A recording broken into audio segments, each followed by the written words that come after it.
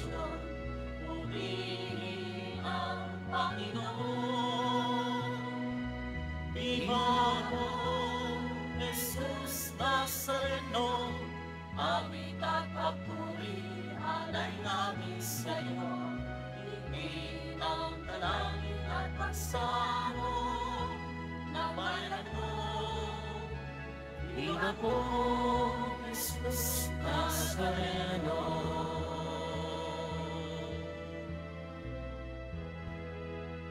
Simulan natin ang ating banal na pagdiriwang sa ngalan ng Ama at ng Anak at ng Espiritu Santo. Amen. Ang pagpapala at kapayapaan mula sa Diyos na Ama natin at sa Panginoong Hesukristo naway sumainyong lahat. At sumayo rin. Mga kapatid, tinipon tayo bilang kaanib ng angkan ng Diyos. Kaya dumulog tayo sa mawaing Panginoon na nagpapatawad ng lubos. Sinugong tagapagpagaling sa mga nagsisisi, Panginoon, kaawaan mo kami. Panginoon, kaawaan mo kami. Dumating na tagapag-anyayang mga makasalanan ay magsisi, Kristo, kaawaan mo kami. Kristo, kaawaan mo kami. Nakaluklok ka sa kanan ng Diyos Ama para ipamagitan kami. Panginoon, kaawaan mo kami. Panginoon, kaawaan mo kami. Kaawaan tayo ng makapangyarihang Diyos, patawarin tayo sa ating mga kasalanan at patnubayan tayo sa buhay na walang hanggan. Amen. Manalangin tayo. Ama naming makapangyarihan, niloob mong akuin ang iyong anak ang krus at kamatayan, upang ang sangkatauhay matubos at mabuhay. Ang pag-ako namin sa krus at kamatayan dito sa lupa, ayon sa diwa ng pagsunod sa iyong loob, na ginaganap ng iyong anak, ay magpagindapat nawang aming kamtin ang lubos na katubusan at pagkabuhay sa iyong piling. Sa pamamagitan ng Jesucristo, kasama ng Espiritu Santo, magpasawalang hanggan. Amen. Magsupo muna ang lahat. Pagbasa mula sa unang sulat ni Apostol San Pablo sa mga taga-Korinto. Mga kapatid, sapagkat sinugo ako ni Kristo, hindi upang magbinyag, kundi upang mangaral ng mabuting balita. Ipinangaral ko nga ito, ngunit hindi sa pamamagitan ng pananalitang baday sa karunungan ng sanlibutan, upang sa gayoy hindi mawala ng kabuluhan ang kamatayan ni Kristo sa krus. Sa mga napapahamak, ang aral tungkol sa pagkamatay ni Kristo sa krus ay kahangalan. Ngunit sa atin na mga inililigtas, iya'y kapangyarihan ng Diyos, sapagkat nasusulat, sisirain ko ang karunungan ng marurunong at pawawalang kabuluhan ang katalinuhan ng matatalino. Ano ang kabuluhan ngayon ng marurunong, ng mga eskriba, ng mahuhusay na debatista sa daigdig na ito? Ipinakikilala ng Diyos na ang karunungan ng sanlibutang ito ay kamangmangan, sapagkat ayon sa karunungan ng Diyos, hindi niya itinulot na siya'y makilala ng tao sa pamamagitan ng karunungan ng sanlibutang ito. Sa halip, minarapat niyang ang mga nananalig sa kanya'y iligtas sa pamamagitan ng mabuting balita na aming ipinangangaral, ngunit ipinalalagay naman ng sanlibutan na isang kahangalan. Ang mga Hudyo'y humihingi ng kababalaghan bilang katunayan. Karunungan naman ang hinahanap ng mga Griyego. Ngunit ang ipinangangaral namin, si Kristong ipinako sa krus, isang katitisuran ng mga Hudyo at kahangalan para sa mga Hentil. Subalit, sa mga tinawag ng Diyos, maging Hudyo at Grego, si Kristo ang kapangyarihan at karunungan ng Diyos, sapagkat ang inaakala nilang kahangalan ng Diyos ay karunungang higit kaysa lahat ng karunungan ng tao, at ang inaakalang nilang kahinaan ng Diyos ay lakas na higit sa lahat ng kalakasan ng tao. Ang salita ng Diyos. Salamat sa Diyos.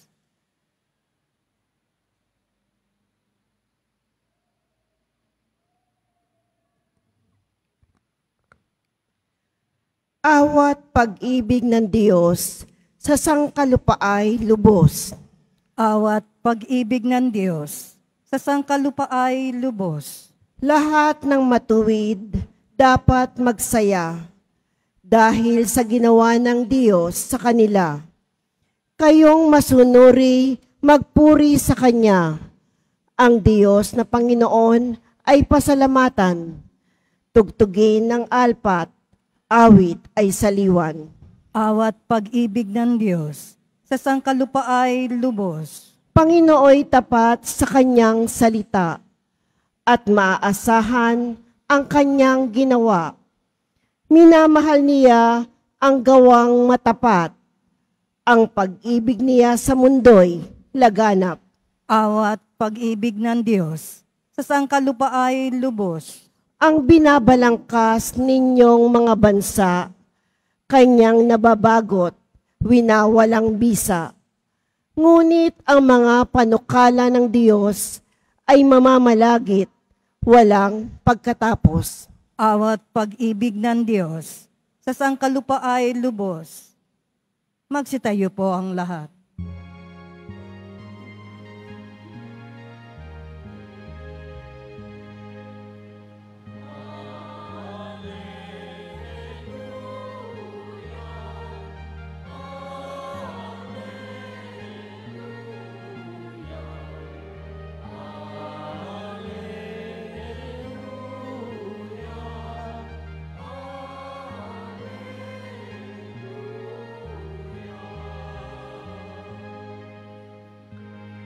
Manalangin walang humpay, samantalang hinihintay si Jesus ng puong mahal.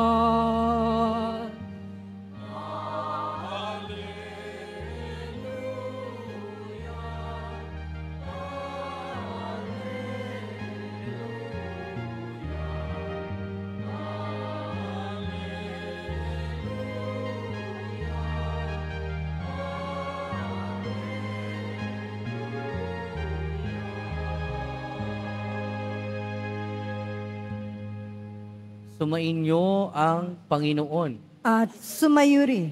Ang mabuting balita ng Panginoon ayon kay San Mateo. Papuri sa iyo, Panginoon. Noong panahong iyon, sinabi ni Jesus sa kanyang mga alagad ang talinhagang ito. Dito maitutulad ang pagpasok sa kaharian ng Diyos. May 10 dalagang lumabas upang sumalubong sa lalaking ikakasal. Bawat isa'y may dalang ilawan. Ang 5 sa kanila'y hangal at ang 5'ay matalino. Ang mga hangal ay nagdala ng kanilang mga ilawan, ngunit hindi nagbaon ng langis. Subalit ang matatalinong dalaga ay nagbaon ng langis bukod pa sa nasa kanilang ilawan. Nabalam ng dating ang lalaking ikakasal, kaya't inantok silang lahat at nakatulog. Ngunit ng hating gabi na'y may sumigaw, "Narito ang lalaking ikakasal, salubungin ninyo." Agad nagbango ng 10 dalaga at inayos ang kanilang ilawan. Sinabi ng mga hangal, sa matatalino, bigyan naman ninyo kami ng kaunting langis. Aandap-andap na ang aming ilawan. Baka hindi magkasya ito sa ating lahat, tugon ng matatalino. Mabuti pa'y pumunta muna kayo sa nagtitinda at bumili ng para sa inyo. Kaya't lumakad ang 5 hangal na dalaga. Samantalang bumibili, dumating ang lalaking ikakasal. Ang 5 nakahanda ay kasama niyang pumasok sa kasalan at ipininid ang pinto. Pagkatapos dumating naman ang 5 hangal na dalaga. Panginoon, papasukin po ninyo kami, sigaw nila. Ngunit tumagon siya, sinasabi ko sa inyo, hindi ko kayo nakikilala. Kaya magbantay kayo sapagkat hindi ninyo alam ang araw ni ang oras. Mga kapatid, ang mabuting balita ng Panginoon.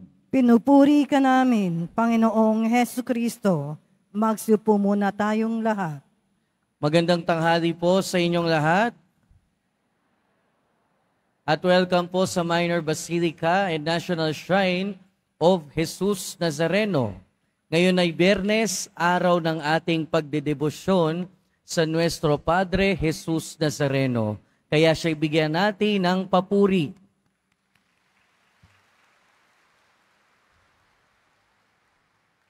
Alam nating lahat na ang goal natin sa buhay ay makapiling ang Diyos, ang mapunta sa langit. Pero sa ating ebanghelyo ngayon, kung isa-summarize natin ito sa isang pangungusap, pwede nating sabihin na hindi makakapasok ang hangal sa kalangitan, sa paghahari ng Diyos. Bawal yung iengot-engot, hahangal-hangal sa kaharian ng Diyos sa langit. Pero pag sinabi nating hangal o marunong, syempre meron tayong standard sa isip natin. Masasabi natin siguro na marunong o matalino yung isang tao kung maraming alam o di kaya kung magaling sa maraming bagay. At masasabi nating hangal ang isang tao kung siya ay walang alam o mangmang. Pero pag sinabi nating hindi makakapasok sa paghahari ng Diyos ang isang hangal, ang sinasabi nating pagkahangal ay hindi yung standard nating mga tao. Dahil unang-una, iba yung sukatan ng pagiging marunong o hangal ng Diyos sa sukatan ng mga tao sa pagiging hangal at marunong. Dahil kung pagbabasihan natin ang mabuting balita at ang ating pagbasa, magkakaroon tayo ng idea kung ano ang ibig sabihin ng marunong para sa Diyos. At alam nating lahat na ibang-iba yung karunungan na sinasabi ng Panginoon sa karunungan na nasa isip natin, na alam natin. Kaya nga sa unang pagbasa, narinig natin si San Pablo. Ang karunungan ng tao ay kamangmangan sa Diyos. Kaya nga din, di ba, sinasabi niya na ang kanyang pinapahayag ay ang pagkamatay sa krus ng ating Panginoong Jesucristo. At anong sabi ni San Pablo doon? Ito'y katitisuran ng mga Hudyo. Dahil ang hinahanap na karunungan ng Hudyo o ang hinahanap ng mga Hudyo ay mga tanda. Pero sinabi din ni San Pablo na para sa Griego, ang pagkapako sa krus ay kamangmangan. O ito ay kamangmangan para sa mga Griego. Bakit? Dahil iba talaga ang karunungan para sa Diyos, iba rin para sa ating mga tao. Pero kung titingnan natin yung Ebanghelyo, siguro masasabi natin o masasabi talaga natin na ang ibig sabihin ng karunungan ay yung marunong kung ano yung mga bagay na dapat bigyan ng halaga. At ang taong marunong ay yung taong laging handa. Laging handa saan? Laging handa sa pagharap, hindi lang sa bawat araw, pero laging handa sa pagharap niya, pagdating ng araw, naharapin niya na ang Panginoon. Ang problema sa ating mga tao, minsan, kundi man madalas, kapag ka yung isang bagay na alam nating mahalaga, pero matagal pa, ipinagpapaliban muna natin. Hindi natin masyadong pinaghahandaan hanggat hindi pa malapit. For example, di ba yung mga estudyante, kailan ba mag-aaral yung mga yan? Kapag ka malapit na yung exam. Kailan ba naghahanda yung mga may sakit, may karamdaman, for example, kapag ka malapit na yung check-up? Kailan ba naghahanda yung mga magbo-board exam? Kapag ka malapit na yung exam. Pero ang tunay na karunungan na sinasabi ng ating Panginoon ay yung paghahanda, hindi pag malapit na. Pero yung sinasabi niya dito sa ating ebanghelyo, magbantay kayo sapagkat hindi ninyo alam ang araw ni ang oras. Ibig sabihin, hindi naman natin pwedeng sabihin na bukas ko na lang susundin ang Diyos. Hindi naman natin pwedeng gawin na bukas na lang natin susundin ang Panginoon. Hindi pwedeng magpakabuti tayo, bukas na lang, sa susunod na lang, saka na lang. Maraming mga tao ngayon na kapag ka tinanong natin, kapag ka sinuri natin, ang gagawin nila, magsisimba na lang pagka malapit na mamatay. Pagka nag-retire na, kapag wala nang iniisip sa buhay, saka na lang lalapit sa Diyos. Saka na lang magpapakabuti. Sa ngayon, ibang priority muna. Trabaho muna, buhay muna, pagpapalago muna ng pera, at kung ano-ano pa. Pero ang paalala sa atin, mga kapatid, na lagi ding paalala sa atin, laging maghanda. Ang tunay na marunong ay yung taong marunong kung kailan maghahanda. At kailan maghahanda, hindi naman sa nakalipas, hindi naman sa hinaharap pa, kundi bawat araw ng buhay natin. Diba kaya nga sabi sa Salmo, if today you hear His voice, harden not your hearts. Kung ngayon marinig mo ang tinig ng Diyos, huwag nang magmatigas pa.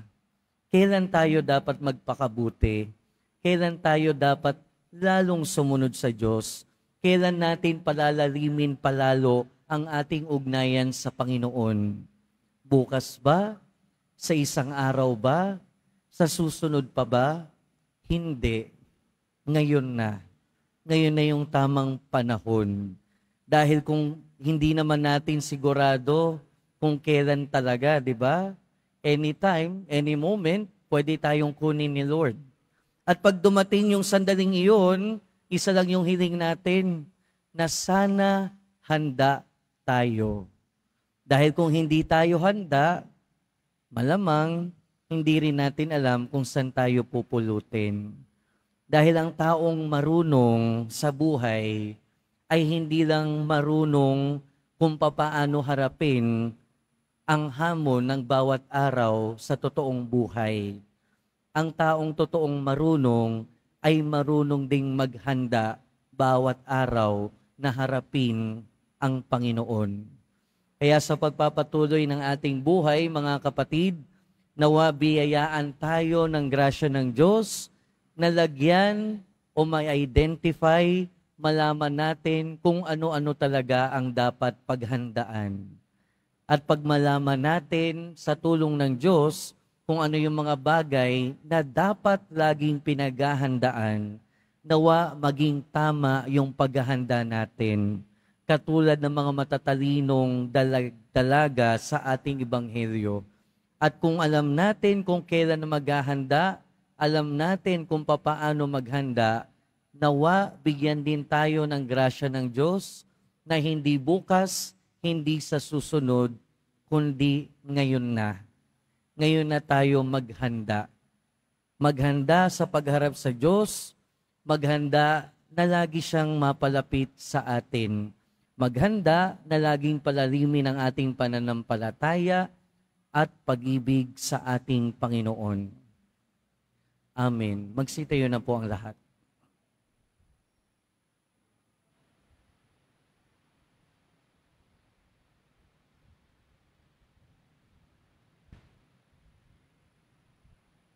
Mga minamahal kong kapatid, idulog natin sa mahal na poong Jesus Nazareno ang ating mga kahilingan.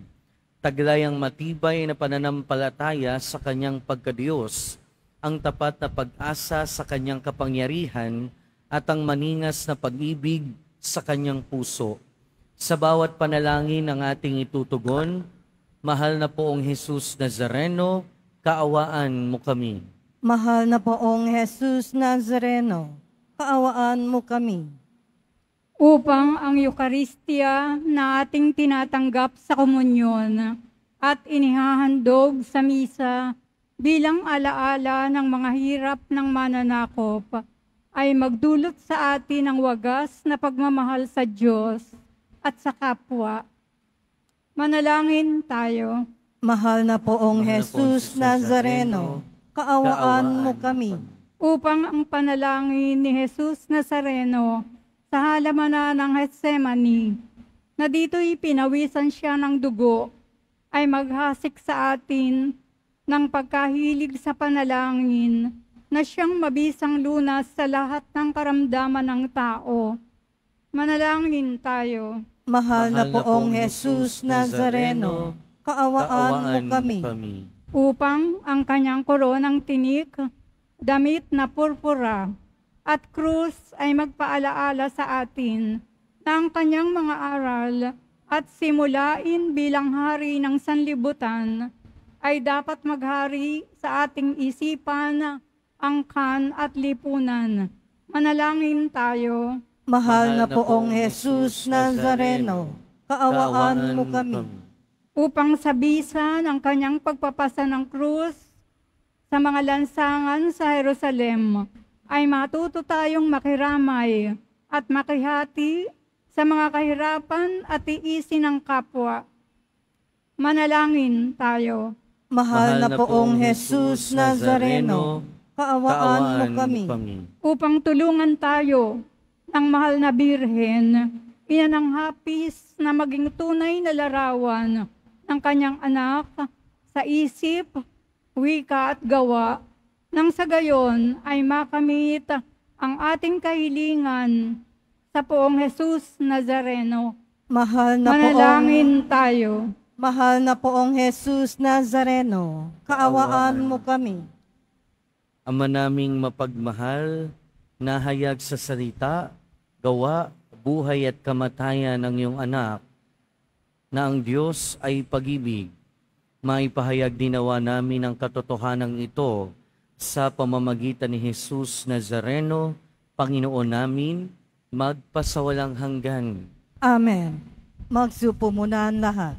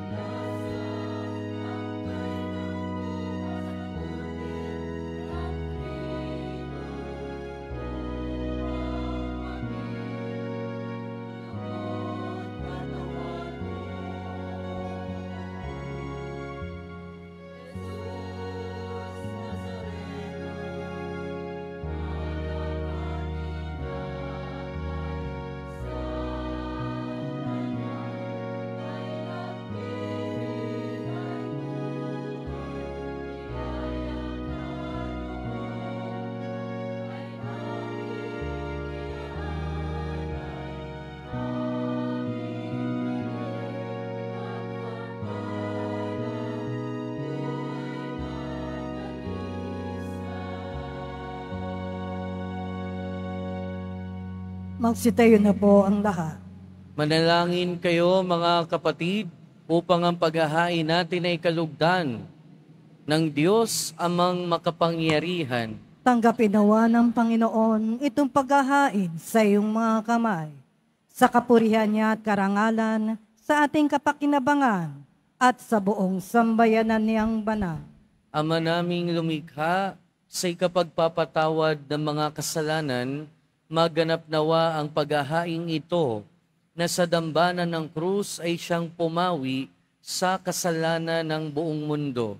Sa pamamagitan ni Jesucristo, kasama ng Espiritu Santo, magpasawalang hanggan. Amen. Sumainyo ang Panginoon. At sumayo rin. Itaas sa Diyos ang inyong puso at diwa. Itinaas na namin sa Panginoon. Pasalamatan natin ang Panginoong ating Diyos. Marapat na siya ay pasalamatan. Ama naming makapangyarihan, tunay ngang marapat na ikaw ay aming pasalamatan. Iyong ipinasyang sa kahoy na krus, ang sangkatauhay tubusin ni Jesus. Sa punong kahoy nagkapuwang ang kamatayan. Sa kahoy na krus itinanghal ang pagkabuhay. Sa punong kahoy na naig ang sumuway sa iyo. Sa kahoy na krus siya'y nadaig ng masunuring anak mo. Kaya kaisa ng mga anghel na nagsisiawit ng papuri sa iyo, nang walang humpay sa kalangitan, kami nagbubunyi sa iyong kadakilaan.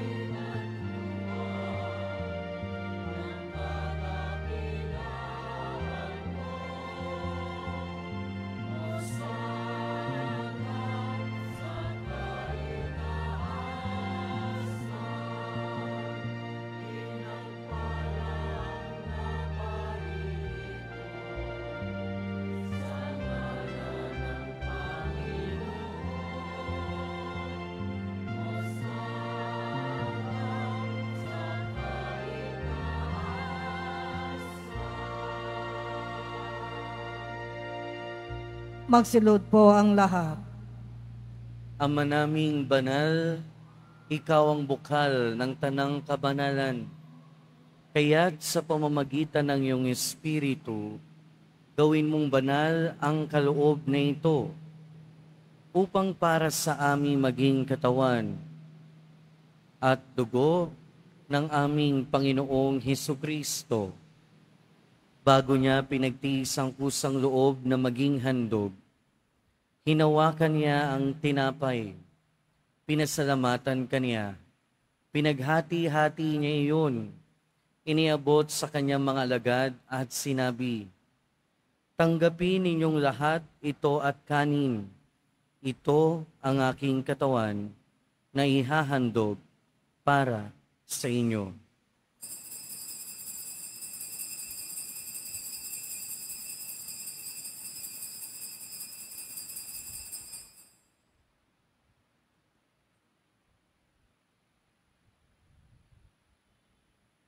Gayun din naman nung matapos ang hapunan, hinawakan niya ang kalis. Muli kanyang pinasalamatan. Iniabot niya ang kalis sa kanyang mga alagad at sinabi, "Tanggapin ninyong lahat ito at inumin.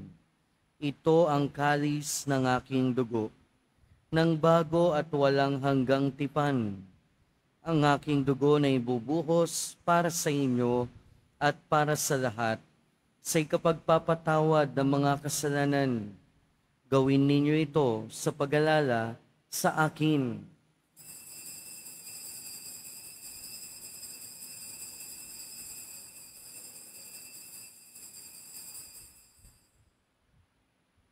Magsitayo na po ang lahat. Ipagbunyi natin ang misteryo ng pananampalataya. Si Kristo'y namatay. Si Kristo'y nabuhay. Si Kristo'y babalik sa wakas ng panahon. Ama, ginagawa namin ngayon ang pag-alala sa pagkamatay at muling pagkabuhay ng iyong anak. Kaya tiniaalay namin sa iyo ang tinapay na nagbibigay buhay at ang kalis na nagkakaloob ng kaligtasan. Kami nagpapasalamat dahil kami iyong minarapat na tumayo sa harap mo para maglingkod sa iyo. Isinasamo namin kaming magsasalo-salo sa katawan at dugo ni Kristo ay mabuklod sa pagkakaisa sa pamamagitan ng Espiritu Santo. Ama, lingapin mo ang iyong simbahang laganap sa buong daigdig. Puspusin mo kami sa pag-ibig. Kaysa ni Francisco na aming Santo Papa, at ni Jose na aming Obispo at ng Tanang Kaparian. Alalahanin mo rin ang mga kapatid naming nahinlay, nang may pag-asang sila'y muling mabubuhay, gayon din ang lahat ng mga pumanaw. Kaawaan mo sila at patuloyin sa iyong kaliwanagan.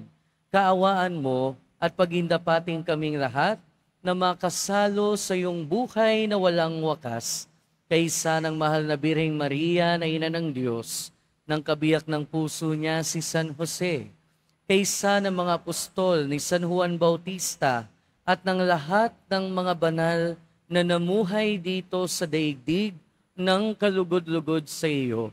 Maipagdiwang nawa namin ang pagpupuri sa ikararangal mo sa pamamagitan ng iyong anak na aming Panginoong Hesukristo.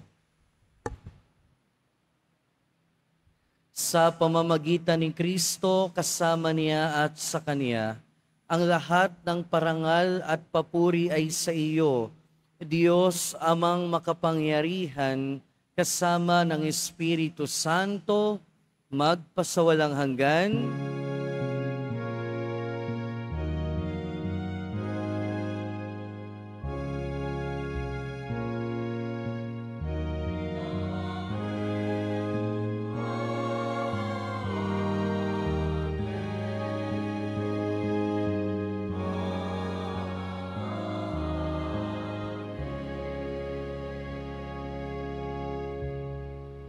Sa tagubilin ng mga nakagagaling na utos at turo ni Jesus na Panginoon natin at Diyos, ipahayag natin ng lakas loob.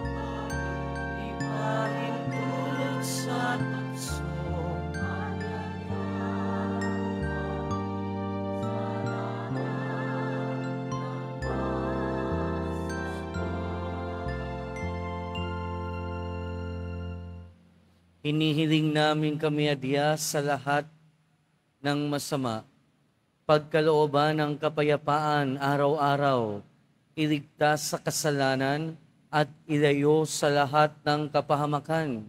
Samantalang aming pinananabikan ang dakilang araw ng pagpapahayag ng tagapagligtas naming si Hesu Kristo. Sapagkat iyo ang kaharian at ang kapangyarihan at ang kapurihan magpakelanman. Amen. Panginoong Hesu Kristo, sinabi mo sa iyong mga apostol, kapayapaan ang iniiwan ko sa inyo. Ang aking kapayapaan ang ibinibigay ko sa inyo. Tunghayan mo ang aming pananampalataya at huwag ang aming pagkakasala. Pagkalooban mo kami ng kapayapaan at pagkakaisa ayon sa iyong kalooban, kasama ng Espiritu Santo, magpasawalang hanggan. Amen.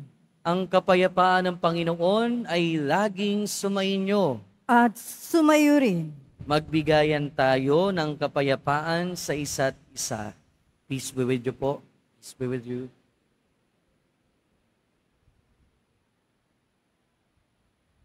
Kordero ng Diyos na nag-aalis ng mga kasalanan ng sanlibutan, maawa ka sa amin.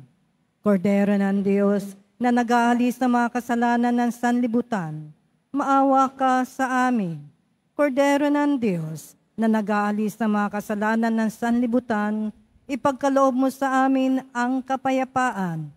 Magsilhod po ang lahat.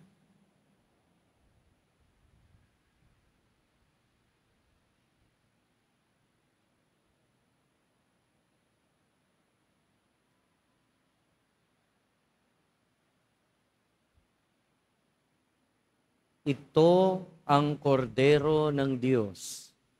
Ito ang nag-aalis ng kasalanan ng sanlibutan. Mapalad ang mga inaanyayahan sa kanyang piging. Panginoon, hindi ako karapat-dapat na magpatuloy sa iyo. Ngunit sa isang salita mo lamang ay gagaling na ako.